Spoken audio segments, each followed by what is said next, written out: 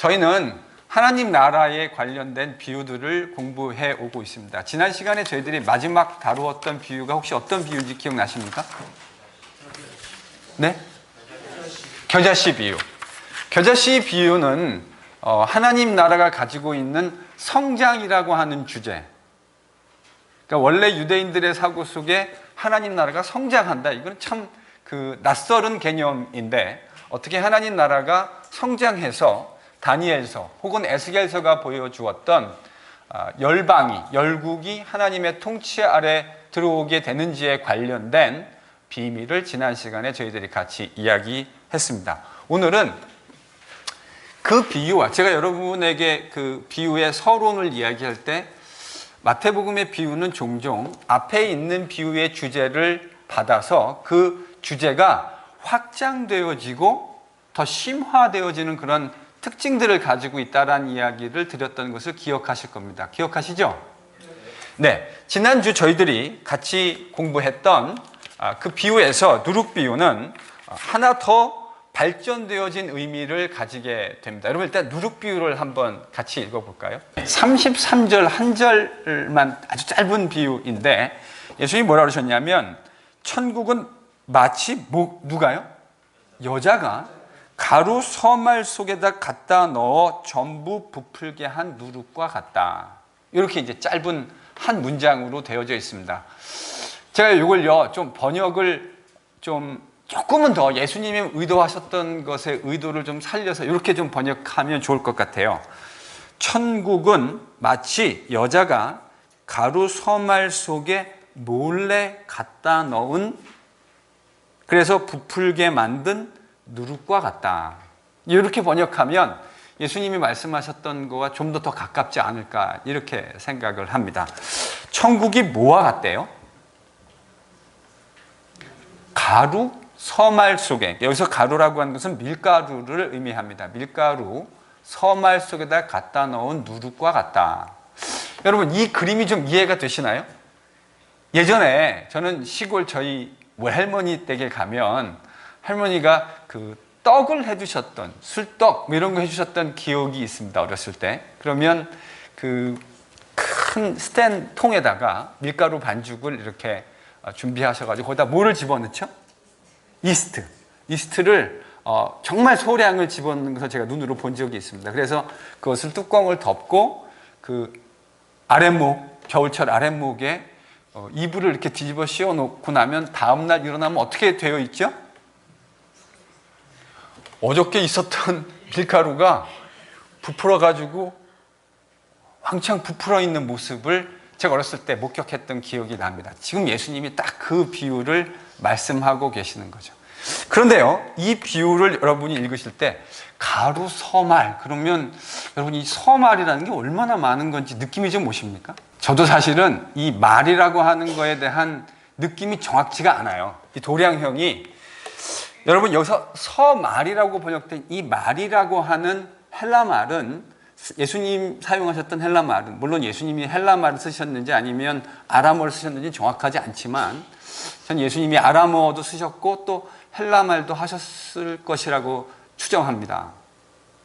지난번 시간에 제가 이 얘기를 드렸잖아요. 예수님이 그러면 하나님의 아들이신데 못할 게 뭐가 있느냐. 여러분 그렇게 얘기하면 저희 더 이상 얘기할 수가 없어요. 예수님이 저는 헬라 말도 하셨을 것이라고 생각하는데 서말이라고 했을 때 이 말로 번역된 단어는 그리스 말로 사톤이라는 말입니다. 이 사톤은 현대 도량형으로 환산하면 약 13리터에 해당합니다. 그러니까 세 사톤이라고 하는 건 대략 몇 리터가 되는 거죠? 40리터. 대략 40리터. 그러니까 한 사톤이 13리터니까 세 사톤이면 39리터, 거의 40리터 아닙니까? 여러분 밀가루 40리터면 제가 조사를 해봤는데요. 밀가루 40리터면 장정이 100명이 먹을 수 있는 떡의 분량이고요. 이걸 가지고 짜장면을 만들면 180에서 200명이 먹을 수 있는 양이라고 합니다. 그러니까 여러분 일반적으로 유대인의 가정집에서 사용하기에는 양이 좀 엄청나게 많죠. 이건 비즈니스 하는 분들이 하기에 맞는 내용이에요. 근데 예수님이 지금 약 40리터에 해당하는 밀가루에다가 집어넣은 누룩이 마치 뭐랑 같다고 말씀하셨어요? 그게 바로 천국과 같다고요. 자, 그러면 누룩이 들어가기 전과 누룩이 들어간 후에 등장하는 엄청난 부피의 변화. 일단은 이걸 우리가 생각할 수 있죠. 그렇지 않습니까? 그러면 처음의 시작과 누룩이 부풀게 만들었던 그 결과 사이에 이 양자의 비교를 통해서 처음과 끝에 엄청난 차이점을 얘기한다는 측면에서 이야기한다면 우리가 지난 시간에 이야기했던 겨자씨 비유와 유사하죠. 그렇죠? 처음에 눈에 보이지도 않는 것 같은 겨자씨가 땅에 심겨져 가지고 그것이 자라나면 대략 2m에서 3m 정도 되는 관목이 되어집니다. 슈럽이 되어지는데 예수님은 그것도 나무가 되어진다 이렇게 표현하셨잖아요. 그러니까 밭에 감춰져 있는 조그마한 겨자씨가 3m 정도 되는 나무가 되어지는 것과의 비교를 통해서 하나님의 나라가 성장되어진다. 예수님이 지금 그 얘기를 하셨단 말이죠. 근데 이제 오늘 이 누룩 비유에서는 훨씬 적은 누룩이 그보다 훨씬 많은 양의 밀가루에 어떻게 영향을 미치는가 하는, 그래서 그 미친 결과가 처음과 부풀은 그 부피의 차이점을 지금 얘기하고 있는 거잖아요. 그러니까 그런 면에서 이 누룩 비유도 하나님의 나라가 성장한다고 하는 개념을 담고 있습니다. 그렇죠. 그러니까 제가 그랬잖아요. 예수님의 비유를 보면 앞의 비유와 뒤의 비유가 이렇게 오버랩이 되고 있는 거가 보인다고요. 링크가 보인다고요. 연결된 링크가. 그런데 그 링크가 똑같이 반복되는 것이 아니라 뒤에서는 예수님이 앞에서 말씀하시지 않았던 어떤 또 다른 주제가 발견되어져요. 여러분, 그럼 여기서 앞에 있는 겨자씨 비유와 분명히 유사한, 그러니까 처음과 그 끝 차이에, 그 처음과 나중에 차이점을 비교한다는 면에서 하나님 나라가 성장하고 발전한다, 이런 개념이 두 비유에 다 등장하는데 겨자씨 비유와는 달리 이 누룩 비유에서 하나님 나라가 독특하게 새롭게 등장하는 주제는 뭘까요?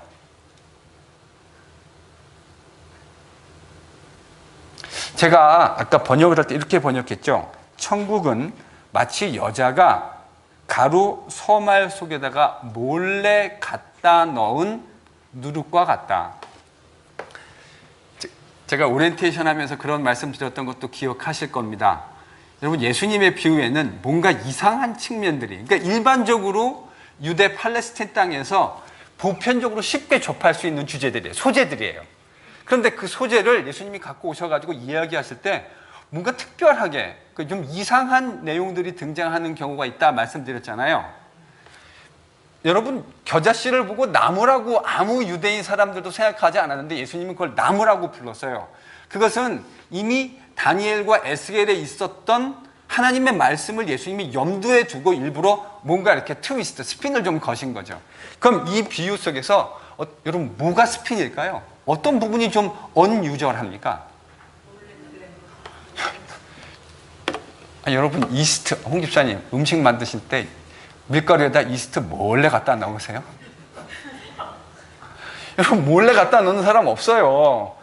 밀가루에다가 이스트를 넣을 때는 아무도 볼 수 있게 다 갖다 넣는단 말이죠. 그런데 지금 이 비유에서 예수님은 하나님의 나라가 마치 밀가루 속에다가, 밀가루 서말이라고 하는 적지 않은 매우 많은 양인데 거기다가 여자가 이스트를 갖다 넣었는데 갖다 넣은 것을 그냥 갖다 넣은 것이 아니라 어떻게 갖다 넣었다고요?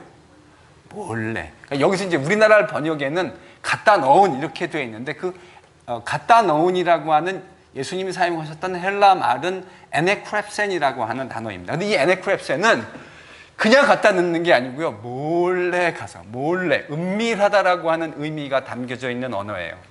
그러니까 여자가 은밀히 몰래 밀가루에다가 누룩을 갖다 집어넣었다고요. 이상하지 않습니까? 제가 지난번에 말씀드렸듯이 그렇게 이상한 게 무슨 포인트라고요? 예수님의 레슨 포인트라고 저는 생각합니다. 이상해요. 밀가루를 어느 누구도 밀가루에다가 어떤 여자도 몰래 이스트를 갖다 넣지 않는데 예수님은 하나님의 나라가 마치 가루 서말 속에 여자가 몰래 이스트를 넣은 것과 같다. 무슨 말을 하고 싶으실까요? 무슨 이야기를 하고 싶으셔서 예수님이 몰래 갖다 넣었다는 표현을 사용하셨을까요? 일반적인 유대 풍습과는 달리. 저는 이게 하나님 나라의 은밀성을 예수님이 염두에 두신 것이 아닌가 그렇게 생각을 합니다. 여러분, 유대인들은 하나님 나라가 이 땅 가운데 임할 때에 이렇게 조용히 은밀히 이렇게 임하는 거 상상할 수 있었을까요? 이건 불가능한 일입니다. 지난번에도 말씀드렸듯이 하나님의 나라라고 하는 것은 하나님이 왕으로 대관식을 치르시는 개념이에요. 그런데 하나님 나라가 이 땅 가운데 임하는데 그 임하는 모습이 마치 어떤 모습이냐면 큰 가루 속에 지금 이스트가 뿌려진 것 같다고요. 그럼 여러분, 가루 속에 밀가루 40리터 속에 이스트가 뿌려지면 이스트가 발견됩니까? 안 됩니까? 발견되지 않습니다. 근데 처음에는 발견되지 않는데 시간이 지나면 어떻게 우리는 그 안에 이스트가 있었다는 사실을 알아차리게 되나요? 변화가 생깁니다. 처음과는 비교할 수 없는, 아무것도 있는 것 같지 않은데 그 속에서 은밀한 변화들이 밤새도록 일어나고 있는 거죠. 저는 이게 예수님이 말씀하시려고 하는 하나님 나라의 매우 중요한 원리 중에 하나라고 생각합니다. 사람들은 하나님 나라가 되게 떠들썩하게 이 땅에 임할 것이라고 생각했을 거예요. 실제로 우리도 그렇게 생각합니다. 하나님의 사역이 이루어질 때 그것은 뭔가 엄청난 스케일로 이루어질 것이라고 우리들은 쉽게 생각합니다. 여러분, 그러지 않으세요?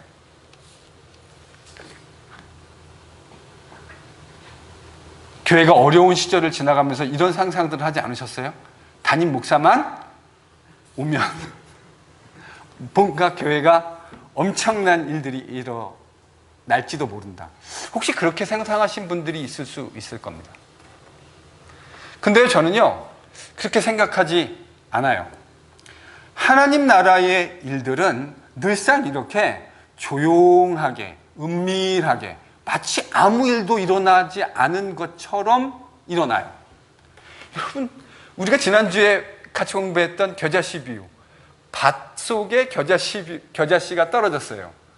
아무런 변화가 없는 것 같다고요. 그런데 겨자씨가 심기어지고 농부가 꾸준히 물을 주고 케어하면 시간이 지나면 싹이 나고 그 싹이 난 데서 겨자씨가 나무가 되어지고 그것이 하나님의 때에 적절한 열매로 등장해서 나무가 되고 수많은 새들이 와서 깃들일 수 있는 나무가 되어진다고요. 누룩비유도 마찬가지예요. 아무 변화가 없는 것 같은데 여자가 몰래 갖다 놓은 그 누룩이 밤새도록 조용히 은밀하게 작용하고 있다고요. 그래서 다음날 아침에 일어나보면 어떤 일이 벌어져 있어요? 아무 일도 없었을 것 같은 그 밀가루 반죽이 엄청난 부피로 팽창되어져 있게 되어진다고요. 여러분, 이게 하나님 나라가 이 땅 가운데 작용하는 방식입니다. 여러분, 우리가 이런 사실을 깨닫는다고 하는 것이 우리의 교회 생활과 우리의 신앙 생활에 어떤 유익을 주게 되어질까요? 우리 뭔가 이렇게 뻑적지근한 거 좋아하잖아요. 뭔가 이렇게 요란한 거. 그냥 한 번에 막 다음 주일날 우리 교회가 그냥 막 미어 터져가지고 여기 앉아가지고 바닥에서 예배드리고 그러면 얼마나 좋을까요? 예, 물론 그게 제가 불가능하다는 이야기는 아닙니다. 그럴 수 있어요. 그런데요, 하나님의 일들은 그런 식으로 되어지기도 하지만 사실은 더 많은 경우에 있어서 조용히 은밀하게 우리가 하는 그 하나님 나라의 신비를 깨닫고 그 신비를 깨달은 자들이 행하는 그 자그마한 일들을 통해서 하나님의 나라의 일들은 늘 이루어져 가는 거예요. 이 하나님이 일하시는 방식, 하나님 나라가 이 가운데 일하시는 방식을 깨닫는다고 하는 것이 우리에게 이렇게 참 건강한 시각을 소유하게 합니다. 그래서 제가 계속 강조하는, 지금 몇 주째 강조하는 주제가 뭐냐면, 아무 일도 일어나는 것 같지 않는 바로 그 속에서 뭐가 일어나고 있어요? 하나님 나라의 사역이 이루어지고 있어요. 그러니까 하나님의 백성, 예수의 제자는 어떤 마음을 가져야 합니까? 그 지극히 작아 보이는 바로 그 매일의 일상을 정말 귀한 것으로 여기고, 매뉴팩처러의 마음이 아니라 농부의 마음으로, 여러분, 농부는 오늘 씨 심고 물 줬다고 해서 내일 엄청난 일들이 일어날 것이라고 기대하지 않습니다. 그러나 기대합니다. 뭘 기대하죠? 이 안에 씨가 심기워졌다라는 사실을 인지하고 있습니다. 그리고 적당한 때에 하나님의 적당한 방법을 통해서 때가 되면 싹이 나고 아름다운 식물이 열리고, 그 식물에 내가 심은 아름다운 실과 열매가 열리게 될 거라는 사실을 믿음으로 인정합니다. 그래서 아무 일도 내일 일어나지 않지만 오늘 씨를 심고 농부의 마음으로 그 일을 감당해 갈 수 있게 되는 겁니다. 여러분, 이 일이 하나님 나라가 작용하는 방식에 대한 비유예요. 하나님 나라는 그렇게 떠들썩한 방식으로 일하지 않습니다. 이 사실을 알기 때문에 우리는 일상에 작아 보이는 그 일에 최선을 다할 수 있게 되고, 또 최선을 다해야만 합니다. 왜요? 하나님의 나라는 그렇게 은밀하게 작동하기 때문에 그렇습니다. 이 비유를 제가 박사과정에서 공부하면서 저희 동료들과, 몇 안 되는 동료들과 교수님과 이제 같이 이 세미나를 하면서 저희 지도교수가 했던 아주 그 인상 깊은 이야기가 한 대목 생각납니다. 저희 지도교수는 60년대 대학을 다니셨는데 자기 50년대 겪었던 짤막한 에피소드를 하나 말씀하셨어요. 이분은 버지니아 출신입니다. 그래서 버지니아 자기 그 은퇴하면 자기가 태어나서 자랐던 그 버지니아 큰 수풀이 있는데, 그거를 그 컴퓨터 백스크린, 백그라운드에다 깔아놓고 자기는 은퇴하면 저기 가서 집 짓고 살 거라고 이렇게 이제 얘기를 하셨어요. 그러면서 이제 저희들이 얘기를 하셨던 게 뭐냐면, 자기가 어렸을 때 산골 마을이었는데 부흥회를 했대요. 그래서 뉴욕에 있는 미국 목사님 한 분이 오셔서 말씀 사경회를 했답니다. 그런데 그 지역에 마을을 통틀어봐야 한 10대 명, 그러니까 아이들까지 포함해서 10대 명 되는 교인들이 말씀 사경회를 1950년대 어느쯤인가 했던 거예요. 근데 뭐 대단한 일이 일어나지 않았어요. 그 목사님이 한 3박 4일 정도 말씀 사경회를 했는데 그저 2사람의 어린이가 회심을 했어요. 저희 지도교수를 포함한 2사람의 어린이가 회심을 했어요. 그 말씀 사경회를 통해서. 마치 우리 아이들이 이제 다음 주면 BBS를 하고, 또 지난 주간에, 이번 주간에 리트릿을 다녀왔잖아요. 교회에서 집사님들이 꼬박꼬박 아침 저녁으로 기도했다고요. 여러분, 무슨 일이 일어났습니까 지금? 아무 일도 일어난 것 같지 않을 수 있다고요.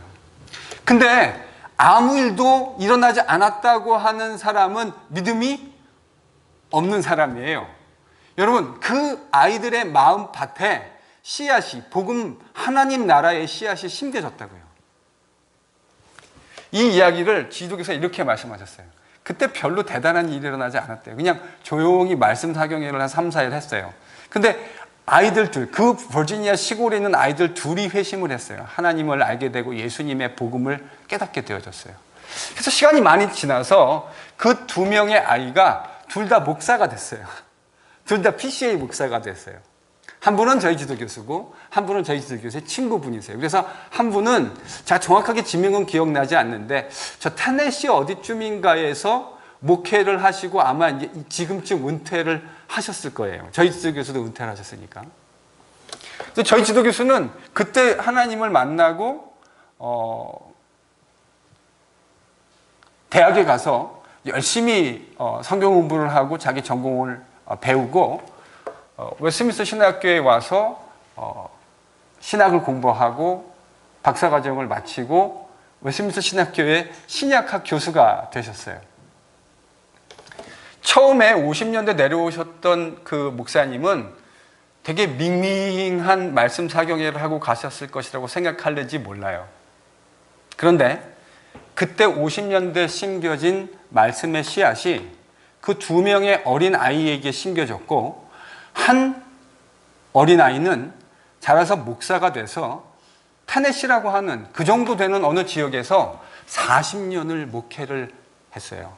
신실하게. 별로 많지 않은 교인들하고. 제가 듣기로 채 100명도 안 되는 교인이었던 것 같아요. 작은 교회에서 40년을 목회하고 은퇴를 하셨어요. 그리고 또 한 명의 어린이는 목사가 됐고 웨스민스터 신학교에서 신약 교수가 되어졌어요. 그래서 전 세계에서 오는 한국, 일본, 중국, 유럽, 아프리카, 미국 전 지역에서 온 지난 30년 동안 아주 많은 말씀의 사역자 훈련생들을 정말 수도 없이 훈련시켜 냈어요. 그리고 저희 지도교수도 은퇴를 하셨어요. 몇 년 전에. 여러분, 아마 50년대 그 지역의 말씀 사경회를 오셨던 목사님은 자기가 한 그 자그마한 일들, 은밀한 일들이 어떤 결과를 나타내게 됐는지 아마 제대로 상상도 하지 못하셨을 거예요. 저희 지도교수가 이런 말씀을 하셨어요. 테네시 근방에서 평생을 40년을 한 교회에서 목회한 자기의 친구, 그리고 자기에게는 하나님이 그것과는 또 다른 은혜를 그것도 참 큰 귀한 은혜인데 또 다른 은혜를 베푸셔서 전 세계에서 온 신실한 말씀의 사역자들을 정말 복음적이고 개혁적인 말씀으로 가르칠 수 있는 은혜를 베풀어 주셨다고요. 여러분, 그 사람들을 통해서 배출되어진 또 다른 제자들이 또 다른 제자를 배출하고 또 다른 신실한 성도들을 섬기면서 하나님 나라가 어떤 모습으로 발전해 갔는지 상상이 되십니까? 바로 이게 우리가 지극히 작아 보이는 일을 최선을 다해서 열심히 해야 되는 이유예요. 왜요? 하나님이 여러분의 수고, 제가 하는 수고를 어떻게 사용하시는지 아무도 알지 못합니다. 우리가 하는 그 작아 보이는 복음의 수고가 어떤 결과로 20년, 30년 후에, 40년 후에, 100년 후에, 200년 후에 어떤 모습으로 나타나게 되는지 아무도 알지 못해요. 하나 분명한 사실은 하나님의 나라는 처음보다 더 발전하는 모습으로 나아가게 될 거라는 거예요. 그런데 그 속에 하나님의 은밀한 방법으로 일하심이 있다는 사실을 기억하실 수 있기를 바랍니다. 그게 예수님이 이 누룩 비유를 통해서 우리에게 말씀하시는 바예요. 그러니 어떻게 해야 합니까? 작아 보이는 그 일을 최선을 다해서 누구에게 하듯이요? 주님에게 하듯이. 그러면 하나님이 그 아름다운 믿음과 수고를 사용하셔서 하나님 나라의 예수님이 지금 마태복음 13장 33절에서 말씀하셨던 그 아름다운 일들을 이루어 가실 거라고요. 여러분, 그거를 믿는 게 뭐예요? 그게 믿음이에요. 그거를 믿는 게 믿음이에요. 하나님이 그렇게 하실 것이다. 주님이 말씀에서 그렇게 하셨으니 그렇게 하실 것이라는 사실을 흔들림 없이 믿고 그 믿음 위에서 우리가 찬송했던 대로 그 믿음 위에서 굳건히 걸어가는 것이 바로 주님이 기대하시는 바입니다. 자, 하나님 나라가 그래요. 그래서 겨자씨 비유와 누룩 비유 사이에는 성장과 발전이라는 공통점이 있지만 누룩 비유 속에는 감추어짐, 은밀함, 하나님의 나라가 작동하는 방식, 세상 속에서 작동하는 방식이 어떤 건지에 대한 더 새로운 요소들이 추가되었다는 사실을 저희들이 발견할 수 있게 됩니다. 자, 다음 비유로 넘어가죠. 보화와 진주 비유를 제가 좀 함께 묶었어요. 물론 예수님은 이 비유를 따로 말씀하셨는데 일맥상통하는 부분이 있다고 판단이 돼서 이 비유를 함께 묶었습니다. 보화와 진주의 비유는 마태복음 13장 44절과 45, 46절에 기록되어 있습니다. 같이 한번 읽어볼까요? 지금 여러분이 읽으신 이 소위 보화의 비유, 밭에 감추인 보화의 비유, 또 진주 비유, 이렇게 저희들이 이 비유를 명명하는데, 이 비유는 두 개 다른 비유인 것 같은데 주제면에서 일맥상통하는 부분이 있다고 말씀드렸습니다. 천국은 마치 뭐와 같대요? 밭에 감추인 보화. 여러분, 이 예수님의 비유는 저희들이 성경 개관을 할 때 이스라엘의 역사를 같이 공부하지 않았습니까? 기억나시죠? 여러분, 바벨론 포로 이후기부터 예수님이 오실 때까지 약 600년이 넘는 기간 동안 유대인들은 참 고단한 역사를 가졌습니다. 그렇죠? 그들의 역사는 우리 한국 역사하고 어떤 의미에서 상당히 유사한 점이 있는 것 같아요. 우리 옛날에 역사 배울 때 저는 고등학교 때 선생님이 그런 얘기를 하셨던 게 기억이 나는데, 우리는 살면서 한 번도 다른 나라를 침략해 본 일이 없대요. 그 말이 맞는지는 잘 모르겠지만 어쨌든 이제 그렇게 이야기를 듣곤 했어요. 근데 유대인들, 우리나라 역사를 보면 여러분, 청나라 무슨, 그러니까 옛날부터 삼국시대부터면 뭐 당나라, 뭐 중국의 뭐 진나라, 뭐 모르겠어요. 다 그 이름도 다 헷갈리는 그 많은 나라들로부터 침입도 받고, 일본, 중국 사이 틈바구니에서 얼마나 많은 침략을 받았습니까? 여러분, 이스라엘의 역사도 그래요. 이스라엘의 역사도 수백 년 동안 많은 민족들에 의해서 통치를 받고 식민 통치를 받았던 역사를 가지고 있다고요. 그러니까 여러분, 식민 통치를 받고 있는 나라에 남자로 태어나는 건 참 어려운 일이잖아요. 여자로 태어나는 것도 쉽지 않은 일이지만, 그렇죠? 어떤 일이 발생합니까? 병사로 끌려가는, 징집되어지는 일들이 발생하잖아요. 그래서 이제 어떤 일들이 있었냐면, 이 팔레스틴의 역사 속에서 예수님 당시에, 그리고 예수님 이전의 사람들은 이렇게 끌려가는 사람들이 생겼어요. 그러면 자기가 갖고 있는 좋은 보물들, 이거 어떻게 집에 넣고 가면 도둑 맞을 수 있잖아요. 그럼 어떻게 했을까요? 자기가 가지고 있는 땅에다가 몰래 이제 땅을 밤에 가가지고 이걸 파는 거예요. 그리고 이제 뭐 돈이면 돈, 귀한 뭐 금이면 금, 이런 진주 같은 보화들을 거기다 다 집어넣고 이제 그걸 싹 덮고 이제 간 거죠. 어떤 기대를 가지고 갔을까요? 무사히 돌아올 것이다. 돌아오면 내가 이거 다시 파가지고 다시 잘 살아보겠다. 이런 기대를 가지고 전쟁터에 가지 않았겠습니까? 근데 어떤 일이 벌어지죠? 전쟁터에 가서 그만 돌아오지 못하는 분들도 계셨겠죠. 그러면 여러분, 시간이 지나서 이런 땅들은 국가로 귀속이 되잖아요. 그러니까 주인이 없는 땅이 오래 이렇게 되면 땅이 이렇게 귀속이 되잖아요. 그래서 이제 국가는 또 그것을 다른 사람에게 팔기도 하고 하는 이제 이런 일들이 있었을 거예요. 아니면 어쩌면 그 땅의 소장농이 나가서 일을 하다가, 여러분 곡괭이 같은 거나 삽 같은 거 뭐 이런 호미들을 가지고 이렇게 파지 않았겠어요? 땅을요? 근데 하다 보니까 뭔가 좀 그 둔탁한 느낌이 들지 않았겠습니까? 그럼 이게 뭐가 있지 하고 이렇게 파보지 않았겠어요? 그럼 뭐가 발견되죠? 그 안에 돈깨짝이 막 들어있는 거죠. 그럼 어떻게 되는 거예요? 보세요. 어떻게 하는지. 여기 발견한 후 막 소리 막 비명을 질러야 되는데 입을 막 막는 거죠. 입을 막고, 그리고 유레카 뭐 이렇게 한 다음에 어떻게 하는 거죠? 다 싹 덮어요. 그리고 어떻게 해요? 밭을 사는 거예요. 여러분, 밭을 사는 이유는 밭 때문입니까? 아니면 보물 때문입니까? 보물 때문입니다. 그리고 이 사람이 숨겨두고 와서 그 다음에 동작이 뭐예요? 그 사람의 심리 상태가 기뻐하며 돌아가서 뭐를 판대요? 자기가 가지고 있는 소유를 다 팔아요. 그래서 뭐를 사요? 그 밭을 사요.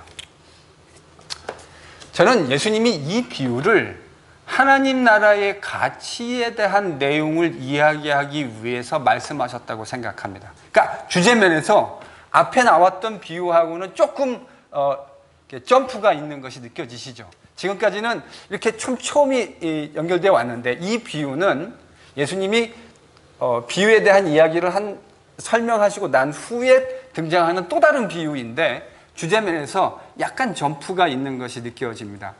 이 비유의 핵심은 하나님 나라의 가치에 대한 내용을 이야기하려고 하는 것 같아요. 그래서 이런 일반적인 당시 팔레스틴에 있었던 내용을 예수님이 그런 소재를 가지고 지금 비유를 드셨는데, 여러분, 이 사람은 자기가 발견한 이 귀한 보물을 자기 것으로 만들기 위해서 자기가 가지고 있는 것을 다 팔았다. 어떻게 했다고요? 다 팔았다. 저 일단 이 다 팔았다는 말의 의미가 뭘까를 같이 좀 묵상해보고 생각해보고자 합니다. 자, 그 다음번의 비유는 무슨 비유죠? 진주. 근데 이 밭에 감추인 보화에서 어떤 사람은 이 보화를 발견하려는 의도가 있었습니까? 없었습니까? 적어도 이 사람은 그런 의도가 없었어요. 그런데 우연히 발견한 거예요. 우연히 발견했는데 이게 너무 좋아가지고 자기가 가지고 있는 거를 기뻐하면서 다 팔았어요. 그래서 그 밭을 산 거예요. 근데 두 번째 등장하는 진주 비유에서 이 장사꾼은 어떤 사람입니까? 처음부터 귀한 진주를 찾고 발견하려는 의도를 가지고 있는 사람이죠. 이 사람은 그런 의도를 가지고 있었다고요. 그래서 저는 왜 예수님이 두 개의 비유를 말씀하셨을까? 주제면에서는 별반 차이가 없고 심지어는 제가 보기에 정확하게 똑같은 이야기를 하고 있는 왜 두 개의 비유를 말씀하셨을까 하는 묵상을 제가 했거든요. 저는 이게 하나님 나라를 발견하는 방식에 있어서의 차이점인 것 같아요. 밭에 감추인 보화에 등장하는 이 어떤 사람은 하나님 나라를 발견하려는 의도가 없었어요. 그는 정말 우연히 이 하나님 나라의 보화를 발견하게 됩니다. 그래서 자기 것을 다 팔았어요. 그리고 그 보화를, 그 밭을 산 거죠. 그런데 진주 장사는 값진 진주 하나를 찾아다녔어요. 그리고 마침내 그것을 찾았다고요. 둘 다 발견했죠. 한 사람은 의도성을 가지고 발견했고 한 사람은 의도성이 없이 발견했는데 결과는 똑같아요. 그렇죠? 진주 장사는 어떻게 합니까? 이 사람도 자기의 소유를 다 팝니다. 그래서 그것을 다 팔아가지고 뭘 샀대요? 진주를 샀대요. 그러니까 이 밭에 감추인 보화에서 한 사람과 이 진주 장사는 하나님 나라를 발견하게 된 사람들을 나타내는 것 같아요.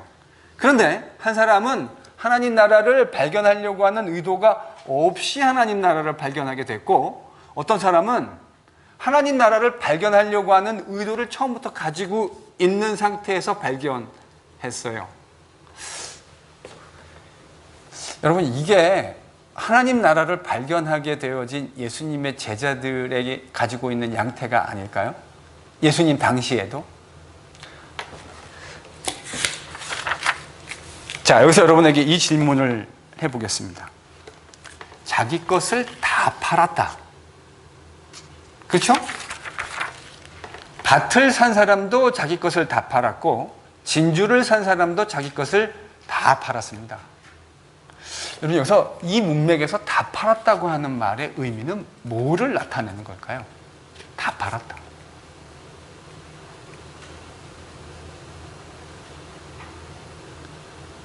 이 다 팔았다는 말을 이해하려면 다 팔아서 산 것의 가치를 생각해야 되는데 그것은 말할 것도 없이 하나님의 나라입니다. 하나님의 나라를 발견한 사람은 자기가 가지고 있는 것을 다 팝니다. 여러분, 저는 이 이야기를 할 때 제가 생각나는 장면이 하나 있어요. 여러분, 요즘은 우리 아이들이 무슨 닌텐도 위 다음에는 그 다음에 무슨 제네레이션이죠? 뭐 또 다른 게 또 나왔던데. 저는 마지막으로 사줬던 게임기가 닌텐도 위라 그 다음은 뭐가 있는지 모르겠어요. 그런데 뭘 보니까 뭐가 또 나온 것 같아요. 그 몇 년 전에 제가 사줬는데. 근데 여러분, 닌텐도라는 회사가 꽤 오래된 회사인 건 아시죠?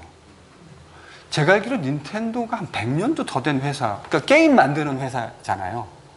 물론 제가 정확한 히스토리는 알지 못합니다. 그런데 재미난 얘기가 하나 있어요. 적어도 40대 후반, 이제 50대쯤 되신 집사님들 어렸을 때 초등학교, 우리 때는 이제 국민학교라고 불렀잖아요. 국민학교 때 뭐 하고 노셨어요?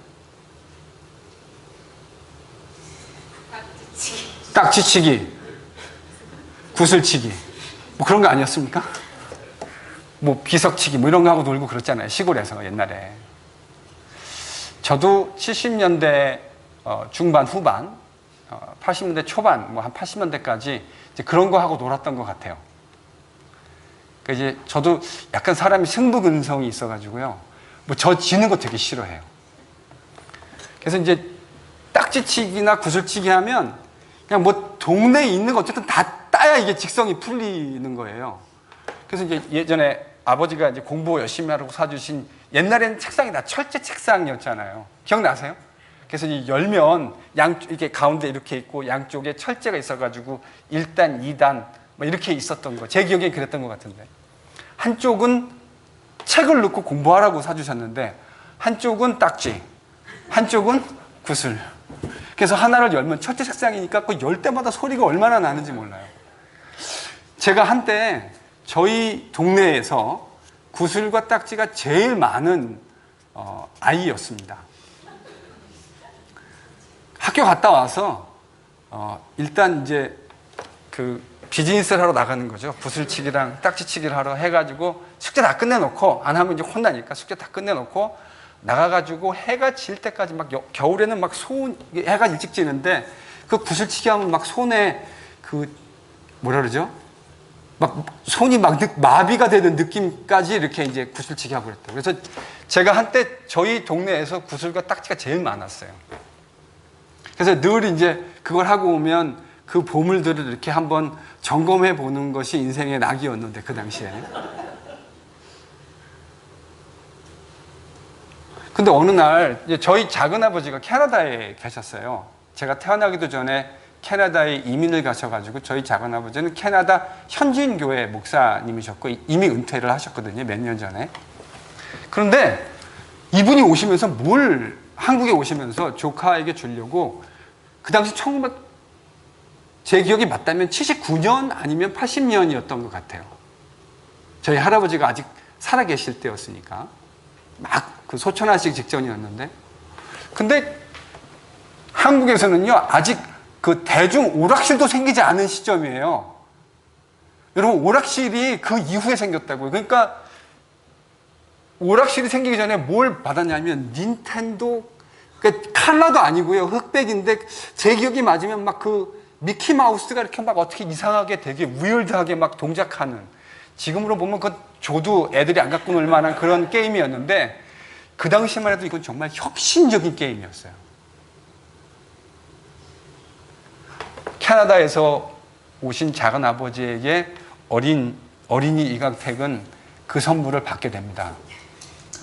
다음날 저는 제가 가지고 있는 모든 딱지와 구슬을 다 가지고 나가서 동네 아이들에게 다 나누어 줬어요. 저는 새로운 세계를 봤어요. 닌텐도의 세계를 만났다고요. 그 세계를 만나고 나니까 어제까지 나에게 그렇게 소중했던 딱지와 구슬이 내 보물 1호, 2호였는데 그걸 기꺼이 아이들에게 전날까지만 하더라도 그거를 어떻게 해서든지 하나라도 더 따기 위해서 최선을 다했었는데 닌텐도를 받은 그날부터 시작해서 완전히 새로운 세계가 열렸습니다. 그리고 어저께까지 그렇게 소중했던 딱지와 구슬들을 그 모든 동네 아이들에게 다 나누어주는 이런 기막힌 일들이 벌어지게 됐습니다. 왜 그랬을까요? 새로운 세계를 만났기 때문입니다. 새로운 세계. 어저께까지 내가 누렸던 것과는 좋게 비교할 수 없는 완벽히 새로운 세계. 여러분, 하나님 나라를 만나는 사람은 이와 같아요. 하나님 나라를 만났는데 하나님의 통치를 경험하는데 내가 가지고 있는 그 모든 것들을 여전히 귀한 것으로 생각한다. 그러면 아직 하나님 나라를 제대로 만난 게 아니에요. 여러분, 하나님 나라를 제대로 경험한 사람은 내가 가지고 어저께까지 귀하다고 생각했던 것들을 그 하나님 나라의 절대적인 가치와 비교해서 비교도 되지 않는 그 상대적인 가치를 얼마든지 기꺼이 던져버릴 수 있는 마음이 되어집니다. 여러분, 이거를 경험하지 못한 사람은 아직 하나님 나라를 제대로 경험하고 있지 않은 거예요. 지금 예수님이 그 얘기를 하고 계신 거예요. 하나님 나라의 가치를 제대로 만난 사람은 어떻게 반응하게 되어져 있다고요? 다 팔아. 이러니 레디칼하죠. 여러분, 하나님 나라의 가치는 정말 레디칼한 거예요.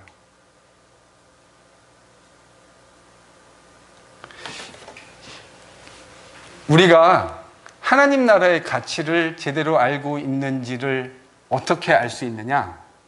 내가 버리는 것이 무엇이냐를 보면 알 수 있습니다. 내가 버릴 수 있는 것이 무엇이냐를 보면 알 수 있어요. 하나님, 여러분, 다이아몬드의 가치, 제가 커스코 갈 때마다 이제 제가 그걸 보긴 하는데, 그게 왜 3만 불이어야 되는지 저는 이해를 못 하겠어요. 그게 왜 차 하나 값을 주고 그걸 사야 되는지, 그 조그마한 1kg 조금 더 되는 돌덩어리가, 여러분, 그 물건의 가치는 내가 그것을 위해서 지불하는 대가를 보면 알 수 있는 거 아닙니까? 우리가 하나님 나라를 생각하는 방식은 내가 그 하나님 나라를 위해서 뭐를 포기할 수 있는가를 보면 알 수 있다고요. 여러분, 이런 관점에서 제가 이거는 좀 외람된 이야기인데 여러분 용서하고 좀 들어주세요. 교회에서 막 헌금을 많이 하고 그러면 우리 교회는 절대 그런 일이 없을 거라고 제가 생각을 하는데, 뭐 헌금 많이 하고 자기가 교회에다가 엄청난 어떤 기여를 하면 그것이 뭔가 대단한 일을 한 것인 양 생각하시는 분들이 있을 수 있잖아요. 그렇죠?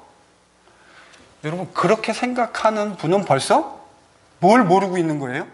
하나님 나라의 가치를요. 그래서 이거 내가 이렇게 막 그냥 많이 기여했는데 기여한 거 안 알아주면 섭섭하고. 여러분, 복음의 가치는 여기 이 본문에 예수님이 말씀하신 이 비유에 보면 자기 것을 파는 걸 하면서 이 사람이 막 안타까워하면서 팔았죠. 이걸 팔면 어떡하나 하고 막 안타까워하죠. 여기 보면요. 어떻게 팔아요? 기뻐하며. 내가 그것을 하나님께 드릴 수 있게 되었다고 하는 사실을 기뻐하며 판다고요. 여러분, 이런 성도로 가득한 교회는 정말 건강한 교회예요. 성도들이 하나님 나라의 가치를 알고 내가 거기에 헌신할 수 있다라고 하는, 내가 가지고 있는 것, 그것이 무엇이든, 저는 이게요, 우리가 귀중하게 여기는 그 리스트 다 여기 들어간다고 생각해요. 모든 것 안에. 심지어는 우리의 생명까지도.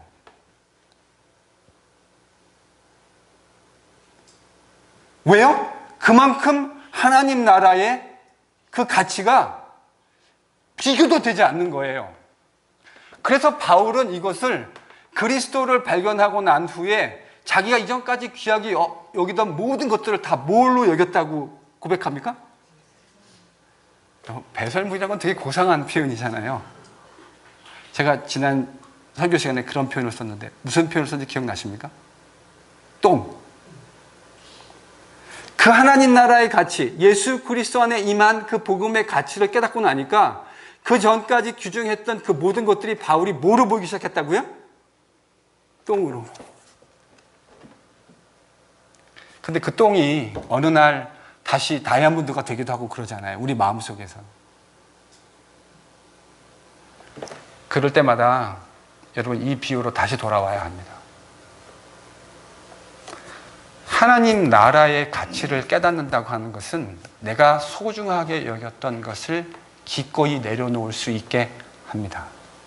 내가 포기하는 것이, 내가 가지고 있는 것이 나의 가치를, 내가 가지고 있는 생각하는 가치를 보여주는 것이 아니고 내가 포기하는 것이 그 가치를 보여준다는 사실을 꼭 기억하실 수 있기를 바랍니다. 저는 지금도 기억나요. 한 40년 정도 된 것 같은데 그 구슬과 딱지를 내어놓으면서 정말 하나도 아깝다고 생각하지 않았어요. 왜요? 닌텐도의 세계가 완전히 새로운 세계를 열어줬기 때문입니다. 그것과 좋게 비교도 되지 않는 하나님 나라의 복음의 가치, 그 가치를 알면 어떻게 내가 가지고 있는 것들, 내가 귀하게 여겼다고 생각했던 그런 것들을 내려놓을 수 있지 않겠습니까? 당연히 그런 반응들이 나타나게 되어지죠. 저는 우리 안에 그런 반응들이 계속해서 일어났으면 참 좋겠습니다. 하나님 나라의 가치를 깨닫고 그 하나님 나라의 가치 때문에 내가 귀하게 여겼다고 생각했던 그런 것들도 내려놓을 수 있는, 왜냐하면 우리가 가지고 있는 모든 가치들은 다 상대적 가치들이잖아요. 그런데 이 비유 속에서 등장하는 하나님 나라의 가치는 그런 상대적 가치와 비교할 수 없는 절대적인 가치잖아요. 여러분, 상대적인 것과 절대적인 가치가 충돌하면 늘상 상대적인 가치가 질 수밖에 없는 거죠. 예수님이 바로 그 하나님 나라의 가치를 우리에게 알려주기 위해서 이 비유를 말씀하셨다고 생각합니다.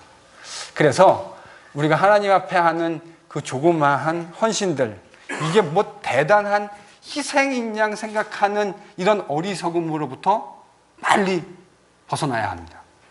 우리가 하는 희생은 대단한 것이 아니에요. 왜요? 뭐와 비교됐을 때요?